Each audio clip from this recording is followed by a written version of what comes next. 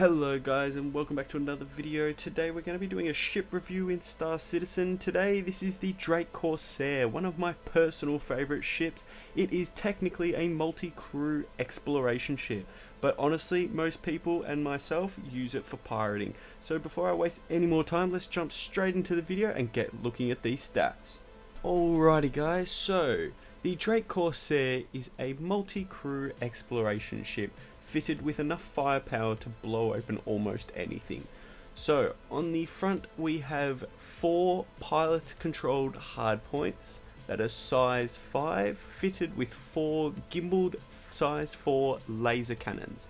They are absolutely menacing to any ship of its size or smaller.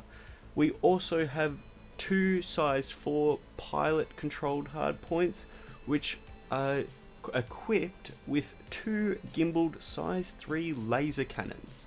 So with the pilot having enough firepower to literally decimate anything that comes in front of it, we also have 2 manned turrets with size 1, and they come fitted with 2 size 2 laser repeaters, making that a 4 laser repeaters in total. So if you have a 3-man on this ship, you are going to absolutely blitz anybody.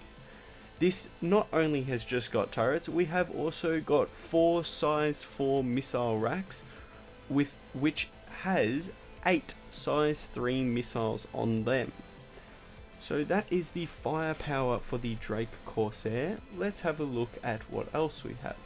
So the ship dimensions, we've got the length of 55 meters, so not your smallest ship, but quite a nice size for a lot of role-playing situations. We also have a width of 27 meters and a height of 31. This crew size is normally recommended to between 1 and 4 people, and the cargo space inside, which I'll show you later, is 72 SCU. So also not only is it a great fighting ship, you can actually defend your cargo if you decide to choose that route as well. Alrighty, now moving on to the components of this ship. We have a size 3 shield generator, we have 2 size 2 coolers, we have 2 size 2 power plants, and 1 size 2 quantum drive. Alright, let's move on to the ship tour. Alrighty, so to begin our ship tour, we're going to head up one of the 2 entrances to the Drake Corsair. This being the lift underneath the cockpit on the right hand side of the ship. We'll head up through and be greeted with the main hull slash, I guess, living area, which is consistent of a table, some mini little TVs.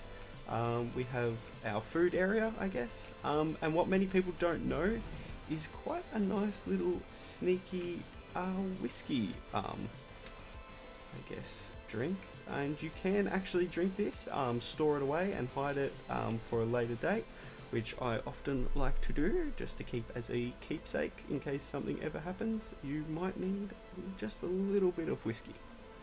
Alrighty, so moving on now, we have got the bathroom area, which is right next to your living quarters, so not the most sanitary, but nice nevertheless. We have 3 living quarters for each crew member, and the pilot's living quarters is towards the front, which I'll show you quite shortly. If you enter through the door heading towards the cockpit area, you are greeted with 2 manned turret chairs, which will take you up to those turrets. And heading through the next doorway, the living quarters for the captain, which you can clearly see is almost identical to the rest of the living quarters, showing the typical Drake style of everyone is an equal on these ships and there's no luxuries for anybody at all. Now, the layout of the cockpit with the co-pilot directly behind the main pilot seat, with lots of wires and only the essentials. A very Drake style ship, I must say, which I really do enjoy the look of. It makes it feel very industrial and quite, I guess, a bit like Star Wars, and the Rebel side more so, and I quite enjoy that, seeing those in Star Citizen ships. So heading through to the back, we are greeted with the engineering station, and I believe there is two, one on either side. To the side of that, we have the armory, I guess. So you have quite a few storage compartments for your guns on either side. Now, also in the same room as the armory, we have the hatch, which will open up to the outside, or if you have someone who is boarding, that is also where they can board your ship from. So I don't know, the layout really was the best thought out process, with the armory being right next to the entrance as to where the enemy would come through at first attack if they were to board your ship. However, in such a small ship like the Drake Corsair, there is really not much else room to put that spot. Now, moving to the final part of the ship, the large cargo area, which I absolutely love about this ship. Possibly the main reason I actually bought it. Upgrading from the Cutlass Black, this truly was a much nicer, larger area to store multiple vehicles or multiple cargo SCUs. With also quite a nice large ramp. It is great for almost anything you need to travel with, and is quite easily defended as well. Now, moving on to the price guide. So, the Drake Corsair is currently not available in game as of right now. I believe when it is added, if it is ever, it's probably going to be around that $6 million range, only due to the size and it being similar to things like the Phoenix and those kind of constellation ships. However, it is available online for purchasing in real life at a current rate of 225 USD, which is quite expensive, but not the worst in the world for what you're actually getting. So, what is the Drake Corsair main use / purpose? Well, it truly is a multi-purpose ship. This can be used for countless things, including cargo as one of them. But personally, most of the time I use it for pirate / bounties, as it's just such a dominant ship with the multiple guns controlled by the pilot. It makes it quite easy to complete those tasks. Also, with quite a nice shield generator, you are quite well protected. But however, you can use this ship for things like cargo, or if you really were to do ground mining, you can load up your rock inside, which is also quite a nice thing to know.